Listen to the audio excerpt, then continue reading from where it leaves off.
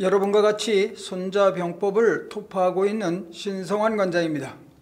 지금 우리는 손자병법 허실편을 토파하고 있습니다. 손자병법 총 13편 중 6편째 이야기를 하고 있습니다. 6편의 제목이 뭐예요? 허실편입니다. 상대방의 허점이 뭔지, 또 나의 허점이 뭔지 이 허실을 밝혀야 된다고 합니다. 여러분들 자녀를 키울 때 내 자녀가 허하게 크면 좋겠습니까? 실하게 크면 좋겠습니까? 실하게 키우는 것이 모든 부모들의 바람이지 않습니까? 그러니까 손자병법에서 말하는 허실편의 중점 내용은 나라고 하는 내가 속해 있는 조직이 강해져야 한다는 것입니다. 그럼 강해지려면 도대체 어떤 방법이 있느냐 하는 것으로 내 조직이 강해지는, 즉 실하게 하는 방법을 허실편에서 말하고 있습니다. 허실편에서 강조하는 내가 상대방보다 강해지려면 어떻게 해야 돼요? 여러분들, 내가 상대방보다 실해지려면 어떻게 해야 됩니까? 내가 상대방보다 실해지는 방법이 뭐라고 생각들 하세요? 손자는 허실편에서 어떤 방법을 말하냐면 내 생각과 내 의도를 상대방이 전혀 모르게 하라고 합니다. 내가 어떤 행동을 할지 상대방이 모르면 아무래도 상대방은 나에 대해서 어떻게 해요? 수비를 하려고 할 것 아니겠습니까? 그러면 나의 힘이 커진다고 합니다. 왜요? 사람들은 거의 있지 않습니까? 모르는 것에 대해서는 굉장한 공포감을 갖습니다.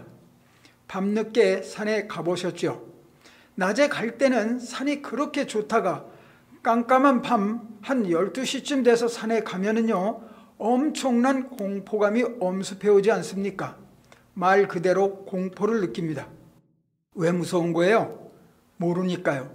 도대체 저 안에서 뭐가 튀어나올지, 어떤 위험이 있을지 모르니까 무서운 것 아니겠습니까?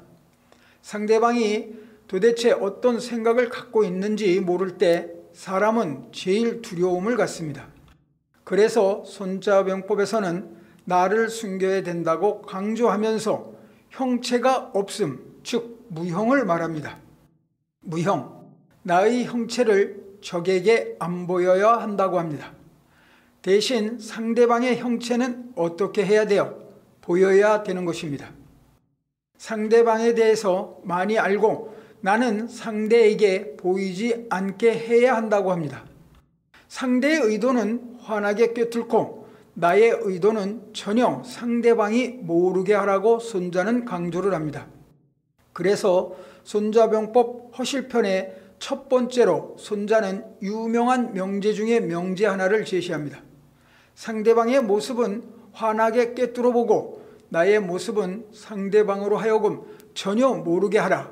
이것이 허실편에서 강조하는 내가 상대방보다 강해지기 위한 첫 번째 방법입니다.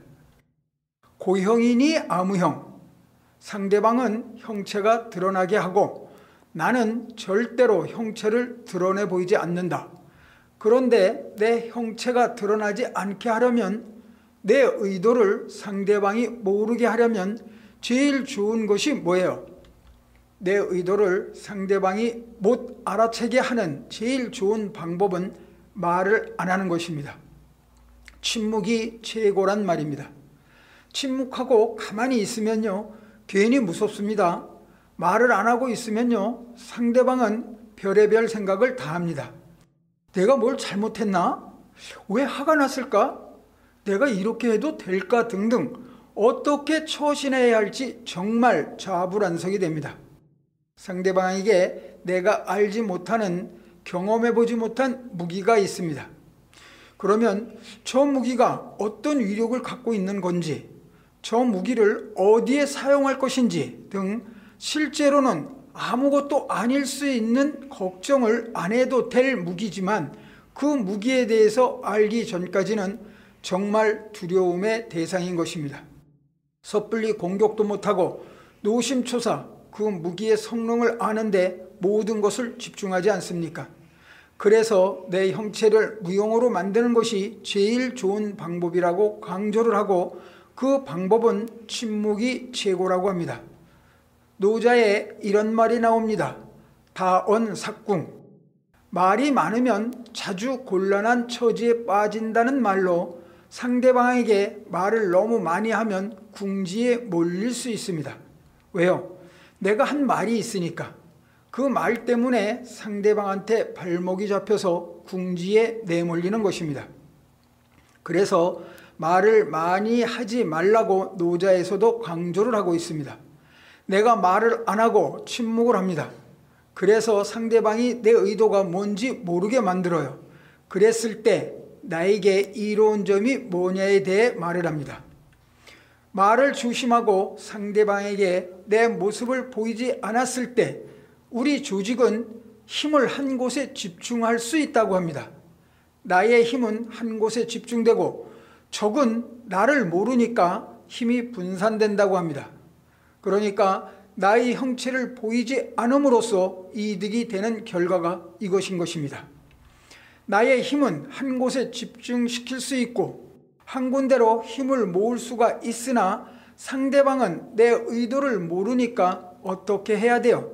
여기도 막고 저기도 막아야 되지 않겠습니까? 어떻게 돼요? 힘이 분산되는 것입니다. 나를 모르기 때문에 상대방 힘은 분산되는 것입니다. 나를 모를 때 내가 어떤 행동을 할지 모르니까요. 고형이니 아무형의 결과를 이렇게 말하고 있습니다. 내 형체를 상대방에게 절대로 드러내 보이지 말라고. 이 말은 손자병법에서 여러 곳에서 나왔던 말입니다. 손자병법 시계편에 이런 말이 있습니다. 내가 능력이 있어도 상대방에게는 보이지 말라. 손빈이 방언을 제거할 때 사용한 방법이지 않습니까? 시지불능. 내가 능력이 있고 잘났어도 상대방한테는 어떻게 보이라고요? 뭐 별로 능력이 없는 것처럼 바보처럼 보이라는 것이지 않습니까? 이 시지불능은 반대로 말하면 능력이 있는 사람은 자신을 남에게 바보인 것처럼 보여야 한다고 말하는 것입니다. 한자성어 중에 난득호도란 말이 있습니다. 강론하는 내용과 맥을 같이 하는 말로 내 모습을 상대방에게 보이지 말라. 내 의도를 말하지 말라. 상대방이 날 모르게 하라고 하는 말입니다. 난득호도. 똑똑한 사람이 어리석은 사람처럼 보이며 살기는 힘들다는 말로 멍청이, 바보 뭐 이런 뜻으로 멍청이나 바보가 되기는 참 어렵다는 의미입니다. 청나라 때 정판교란 사람이 있었습니다. 원래 이름은 정석이라고 하는 사람입니다. 이 정판교는 청나라 때 아주 유명한 괴짜화가입니다. 이 사람이 이런 말을 합니다. 세상에 똑똑해진다는 것은 참으로 어렵다. 또 바보로 사는 것도 참 어렵다. 그런데 그보다 더 어려운 것은 똑똑한 사람이 바보처럼 가장하고 사는 것이 더 어렵다. 난득호도. 내가 얼마나 능력이 있는데, 내가 얼마나 똑똑한데, 내 자식이 얼마나 잘났는데, 내 남편이 얼마나 멋진데, 그거 자랑 안 하고 바보처럼 멍청이처럼 가장하는 것이 제일 어렵다고 말을 합니다. 난득호도라는 말은 중국 사람들이 제일 좋아하는 말입니다. 북경 시내에 옛날 물건인 골동품을 거래하는 유리창이라는 지역이 있습니다. 우리나라로 치면 인사동 같은 곳입니다. 외국인들을 위한 중국 골동품 거리입니다. 그곳에는 물건값이 비쌉니다. 우리나라에도 저렴하고 오리지널 진짜 오래된 골동품을 사려면 어디로 가요?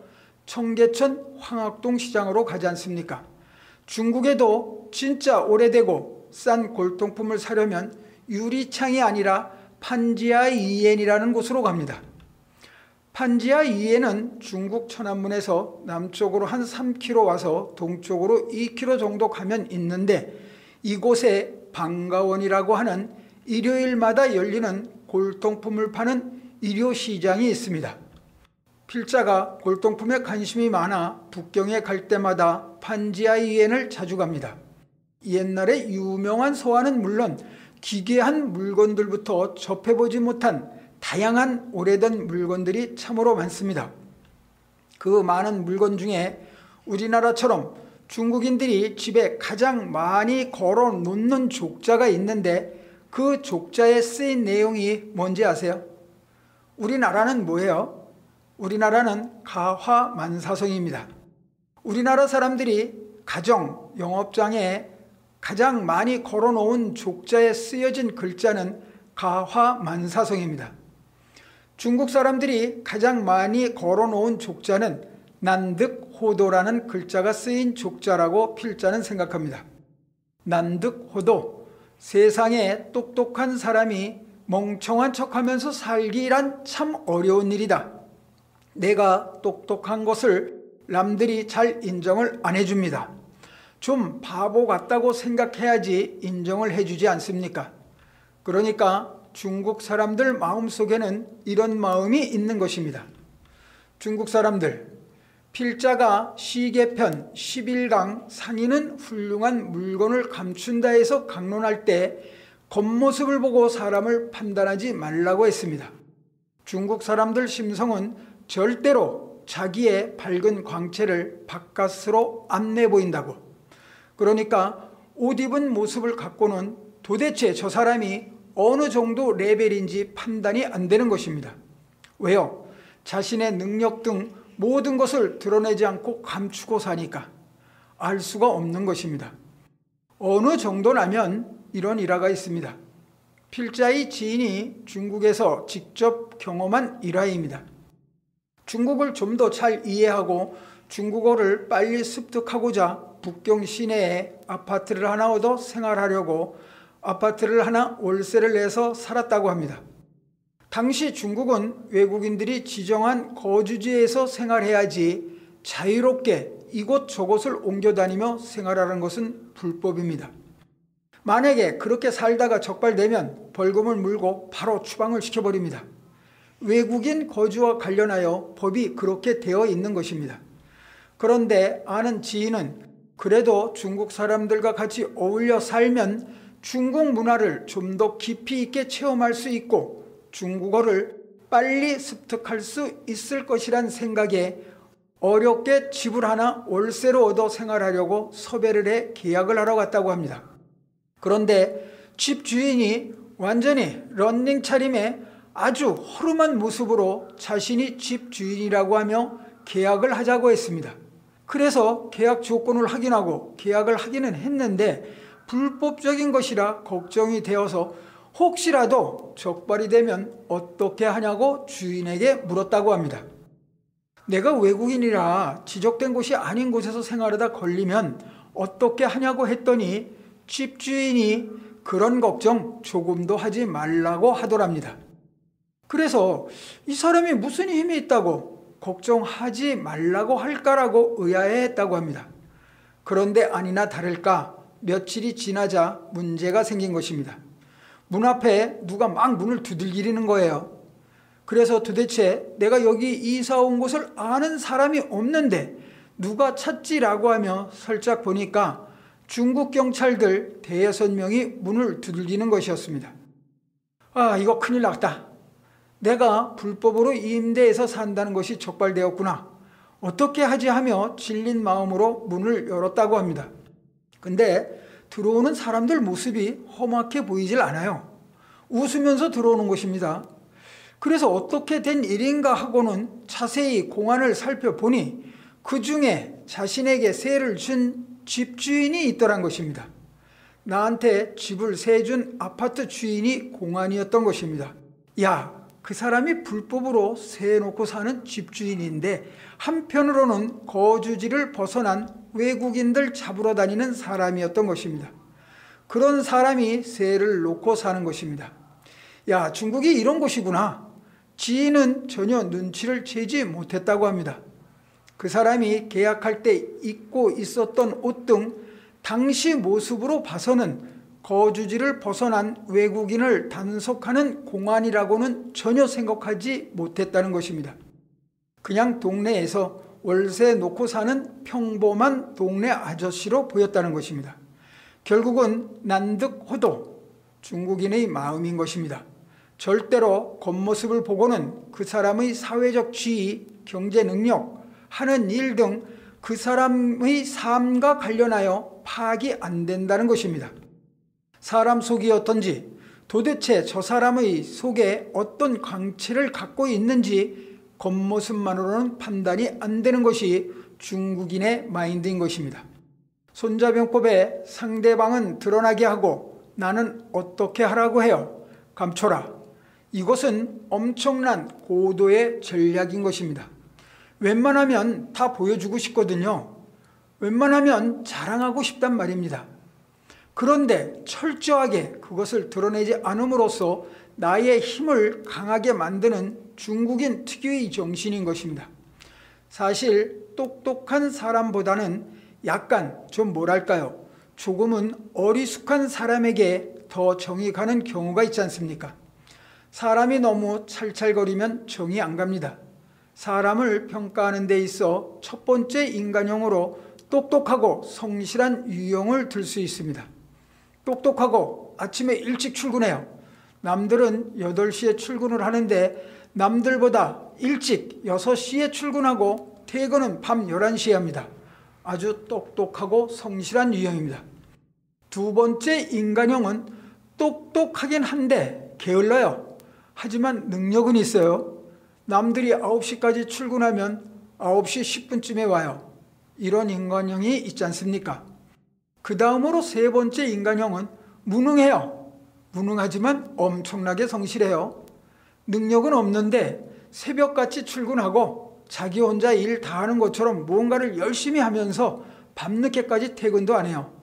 네 번째 형은 무능하고 게으른 사람입니다. 여러분들은 어떤 유형입니까? 이 네 가지 유형 중에 진짜 지도자는 어떤 유형이 지도자가 돼야 해요? 똑똑하고 유능한 인간형? 절대 안 됩니다. 절대로 안 돼요. 그런 사람이 지도자로 있는 조직은 망합니다. 지도자가 똑똑하고 부지런까지 하면 그 조직은 견뎌내질 못합니다. 진짜 지도자는 이런 사람이어야 합니다. 능력은 있는데 좀 게으른 사람. 왜요? 그래야 눈치 봐서 사우나도 갔다 오고 좀 일찍 조퇴도 하고 하지요. 안 그렇습니까? 능력까지 있는데 새벽부터 와서 구성원들이 몇 시에 출근했는지 이거 체크한다고 상상해 보세요. 어휴, 그런 상사 밑에서는 견뎌내기가 쉽지 않아요. 주직원이 견뎌내질 못합니다. 실제로 이런 유형의 사람들은 참모를 해야 합니다. 참모형입니다. 진짜 리더형은 이런 사람들입니다. 약간 모한 사람이어야 해요. 앞에서 뭐라 했어요? 형체가 어떠해야 한다고 했어요? 잘 안 보이는 사람. 우리는 찔러도 피 한 방울 안 날 사람이라고 하지 않습니까? 깐깐한 사람을 일컫는 것 아닙니까? 그 있지 않습니까? 뭐랄까? 이렇게 찌르면 들어갈 때도 있어야 하지 않겠습니까? 그래야 가끔 요령도 피우고 농땡이도 치지 않겠습니까? 너무 똑똑한 사람이 있으면 땡땡이는 고사하고 요령도 피우지 못하지 않습니까? 옛말에 이런 말이 있잖아요. 물이 너무 맑으면 고기가 살 수 없다. 수지청무호. 물이 맑으면 고기가 없다. 수지청이면 뭐가 없어요? 물고기가 없습니다. 사람이 지극히 찰찰거리면 찰이라는 것이 뭐예요? 살핀다는 것입니다. 찰찰거리면 사람이 너무 살피고 살피면 살핀다는 것은 따진다는 것입니다. 뭐가 없어요? 따르는 친구들이 없습니다. 수지청이면 무어입니다. 물이 너무 맑으면 물고기가 없고 사람이 너무 찰찰거리면 주변에 친구가 없습니다. 진짜 리더는요, 약간은 좀 빈 곳이 있어야 합니다. 좀 비어 있다는 것을 어떻게 설명해야 될까요? 그거 있지 않습니까? 좀 부족하지만 인간미 있는, 언뜻 보기에 2% 부족한 듯 좀 어리벙벙한, 그러나 어떤 일을 추진할 때는 그 일과 관련하여 풍부한 지식으로 위기적 상황이 벌어지면 임기응변적으로 신속하게 대처를 하고 자신이 한 말과 행동에 대해서는 책임을 지며 조직원을 인격으로 대하고 과감하고 자신 있는 행동으로 솔선수범하고 잘못이 있을 때는 과감하게 내치는 그런 성격을 가졌지만 조금은 부족한 듯 보이는 사람이 리더 자질이 있는 것입니다. 그런 상사이어야 조직원이 옆에 다가갈 수 있는 것입니다.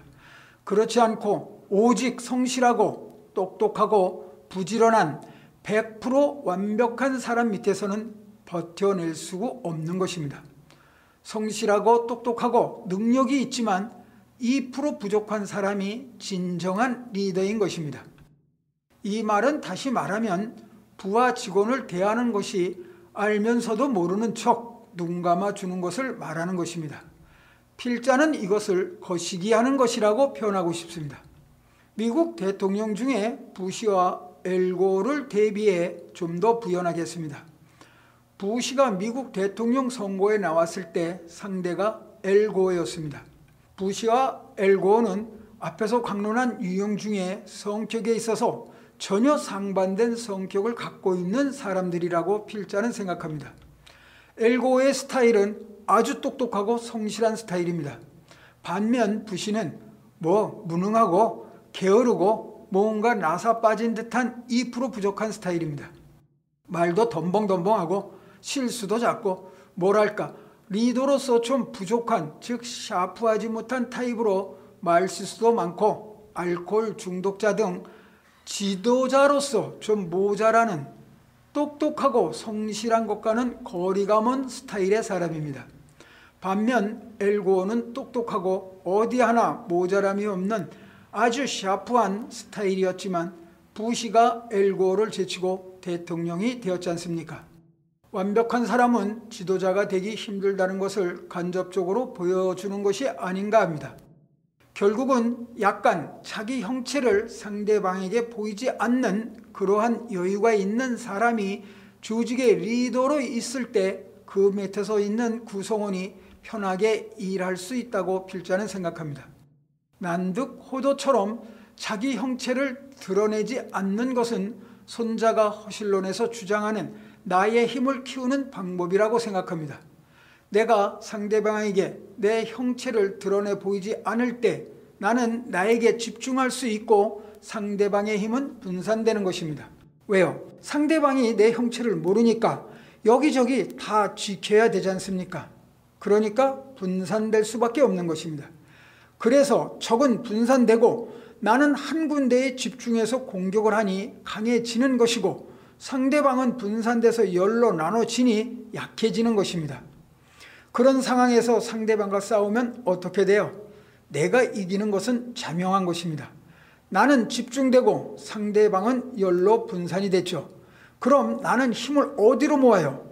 한 곳, 즉 하나로 된 분산된 힘이 아니라 하나로 집중된 강한 힘이 되는 것이고 상대방은 열로 분산되고 약해진 상태에서 집중된 하나의 힘으로 치면 10대 1이 되니 당연히 이길 수밖에 없는 것 아니겠습니까?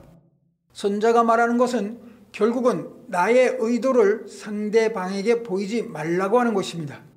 보이지 않았을 때 상대방은 내 의도를 모르니까 여기저기 분산될 수밖에 없다.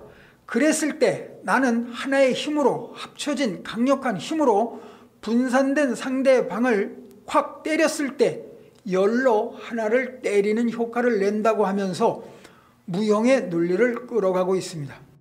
원래는 상대방하고 나하고 둘이 만났을 때는 똑같았습니다. 저 사람도 열이고 나도 열이었습니다. 힘이 똑같았습니다. 그런데 시간이 지나니까 어떻게 된 것입니까? 나는 열이 됐고 상대는 하나가 된 것입니다. 왜 그렇게 된 것이에요? 상대방은 의도를 읽혔고 나는 안 읽혔기 때문에 나의 숫자는 많아지고 그 많아진 수를 하나로 집중시킬 수 있는 것입니다. 상대방은 적어지고 적어졌기 때문에 분산될 수밖에 없는 것입니다.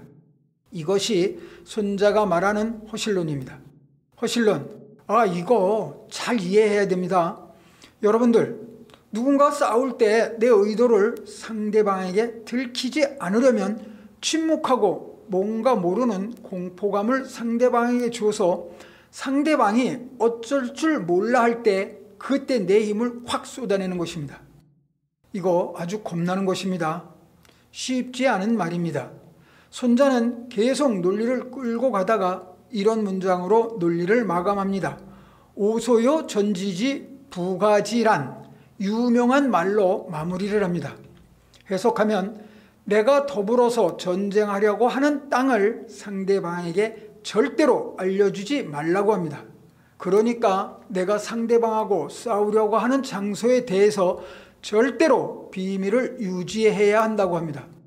상대에게 내가 이쪽을 공격할 것이라고 드러내면 당연히 상대방은 그곳을 방비하지 않겠습니까? 그럼 그곳을 막고 있지 않습니까? 그러니까 내가 어디를 공격할지 상대방이 전혀 모르게 하라고 하는 것입니다. 이것이 손자가 주장하는 핵심입니다. 그런데 앞에서도 말했듯이 상대방이 나의 공격 의도, 즉 내가 어디를 공격할 것인지를 모르게 하는 제일 좋은 방법이 뭐라고 했어요?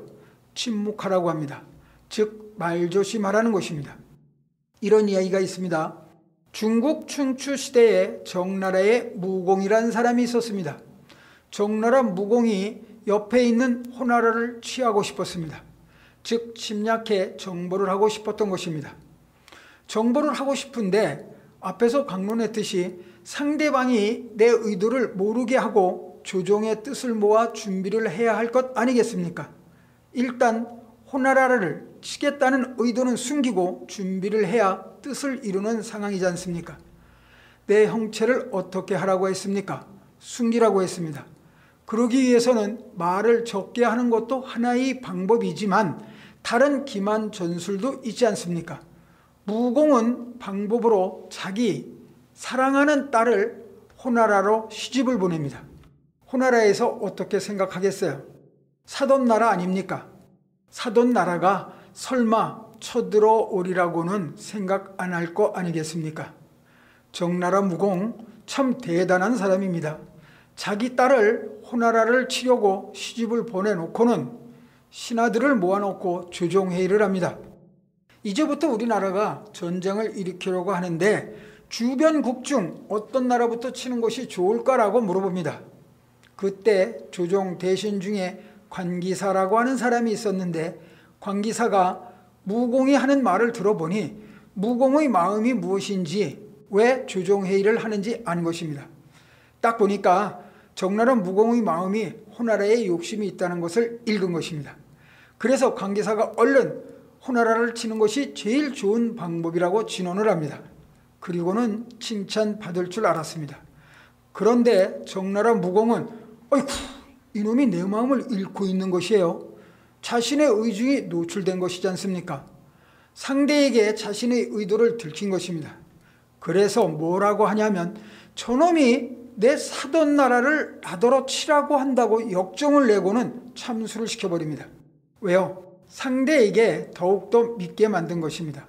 자기의 의도를 철저하게 숨기고 호나라를 멸망시키고 통합을 합니다. 관기사, 이 사람 왜 그런 말을 해요?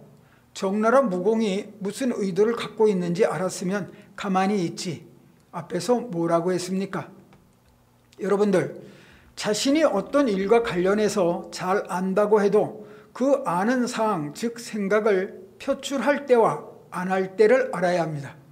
말해서 칭찬받을 일도 있지만 결국은 자신이 말한 것 때문에 자기 발목이 잡힙니다. 자신의 의도를 읽히면요, 어이쿠 저놈이 내 의중을 빤히 알고 있는 놈이구나 하며 경계를 합니다. 결국은 자기가 말한 것 때문에 힘들어지는 경우가 생긴단 말입니다. 정나라 무공 이야기가 시사하는 바가 큽니다. 공자는 말을 좀 어눌하게 해야 한다고 말합니다. 누런이라고 들어보셨을 것입니다. 누런이 뭐예요? 더듬거리며 서툴게 말하는 것입니다.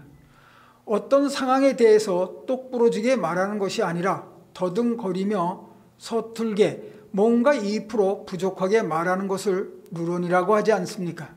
말을 함에 있어 달변이 있고 눌변이 있습니다. 눌변이라 하면 어눌한 것입니다. 말을 하는데 제대로 못하는 경우 있지 않습니까? 자기가 말하고자 하는 뜻이 명확하게 상대가 빨리 알아듣지 못하게 말하는 것이 눌변입니다. 공자는 말은 좀 더듬거리고 굼뜨게 하더라도 행동은 민첩하게 하라고 합니다. 누런 미행이라고 하면 말은 느려도 실제 행동은 재빠르고 능란함을 이루는 말입니다.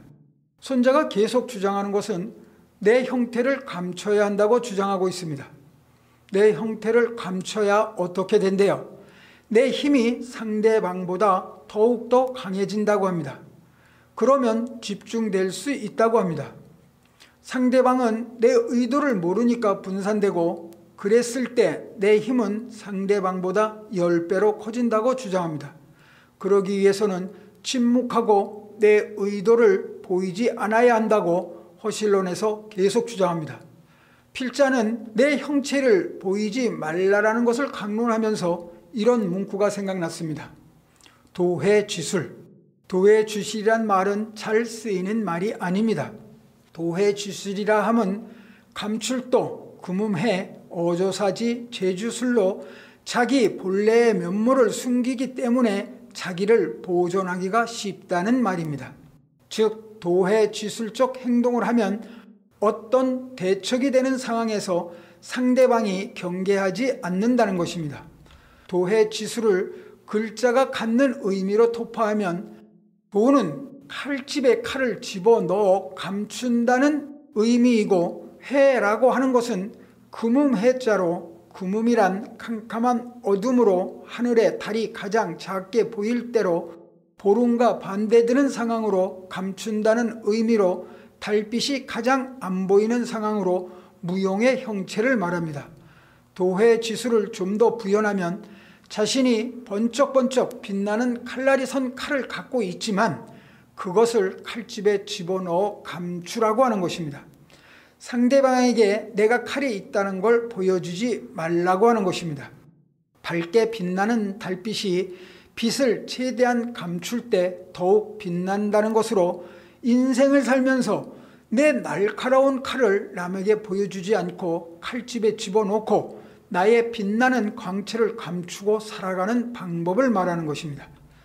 도회쥐술이나 앞에서 강론한 난득호도, 이 말들은 내 형체를 상대방에게 보이지 않고 살아가는 것을 말하는 것입니다. 도회쥐술의 해자는 허물없이 쓰기 위해 짓는 이름인 호에 많이들 씁니다. 회라고 하는 것을 자기의 빛을 감춘다는 의미와 연관시켜 호에 많이들 씁니다. 은나라 때 이야기 하나 더 하겠습니다. 은나라 마지막 군주는 주왕입니다. 주왕은 주지육림에 빠져 방탕한 생활을 한 폭군입니다. 주왕이 주지육림에 빠져 시간 가는 줄도 모르고 있다가 기자에게 전령을 보내서 도대체 지금 날짜가 어느 정도 됐냐고 물어봤습니다. 기자가 보기에는 폭군이 주지육림에 빠져 세월 가는 것도 모르고 있단 말입니다. 아주 통탄할 노릇인 것입니다. 그래서 주왕이 묻는 것에 대해 어떻게 말을 해야 할까 고민하다가 자기는 날짜가 어떻게 가는지 알고 있지만 전령한테 나도 술 먹고 취해서 노느라 잘 모르겠다고 합니다. 참고로 기자는 고조선 때에 있었다고 하는 전설상의 기자조선의 시조를 말합니다. 그래서 전령이 폭군 주왕에게 가서 기자 선생도 잘 모르겠다고 합니다라고 보고를 합니다. 그러자 폭군 주왕이 그래?